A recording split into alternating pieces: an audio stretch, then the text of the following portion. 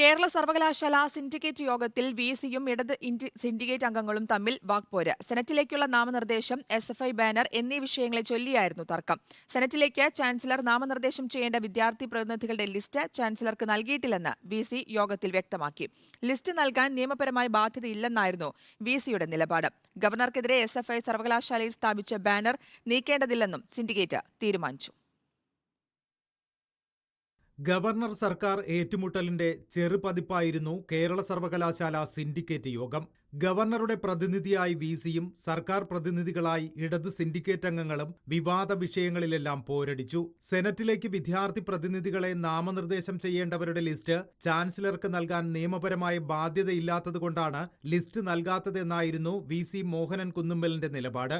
മുൻപ് ലിസ്റ്റ് നൽകിയെങ്കിൽ അത് കീഴ്വഴക്കം മാത്രമായിരുന്നുവെന്നും അദ്ദേഹം വ്യക്തമാക്കി. വിഷയത്തിൽ ഇടത് സിൻഡിക്കേറ്റ് അംഗം ഷിജു ഖാൻ നൽകിയ കത്തിന് മറുപടിയായിട്ടാണ് ഹൈക്കോടതിയെ സമീപിച്ച വിദ്യാർത്ഥികളുടെ ലിസ്റ്റ് ഗവർണർക്ക് നൽകിയിട്ടില്ലെന്ന് വിസി സ്ഥിരീകരിച്ചത്. ചാൻസലർക്ക് വേണ്ടിയാണ് സർവകലാശാല ലിസ്റ്റ് വിസി അട്ടിമറിച്ചത് എന്ന് സിൻഡിക്കേറ്റ് അംഗങ്ങൾ കുറ്റപ്പെടുത്തി. ഗവർണർക്കെതിരായ എസ്എഫ്ഐ ബാനറിന്റെ കാര്യത്തിലും സ്ഥിതി വ്യത്യസ്തമായിരുന്നില്ല.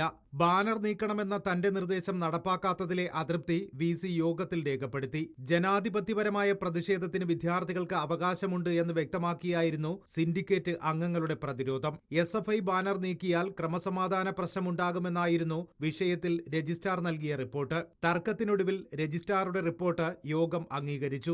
അതേസമയം ഇത്തരം സമാനമായ വിഷയങ്ങൾ ഉണ്ടായാൽ പരിശോധിക്കാനും തർക്കം പരിഹരിക്കാനും 3-അംഗ സിൻഡിക്കേറ്റ് ഉപസമിതിയെയും നിയോഗിച്ചിട്ടുണ്ട്. സിൻഡിക്കേറ്റ് യോഗത്തിന്റെ അവസാന ഘട്ടത്തിലായിരുന്നു വിവാദ വിഷയങ്ങൾ അജണ്ടയായി എത്തിയത്. അതുകൊണ്ട് തർക്കം രൂക്ഷമായിരുന്നെങ്കിലും പ്രധാന അജണ്ടകളെല്ലാം പരിഗണിച്ച ശേഷമായിരുന്നു യോഗം പിരിഞ്ഞത്. റിപ്പോർട്ടർ, തിരുവനന്തപുരം.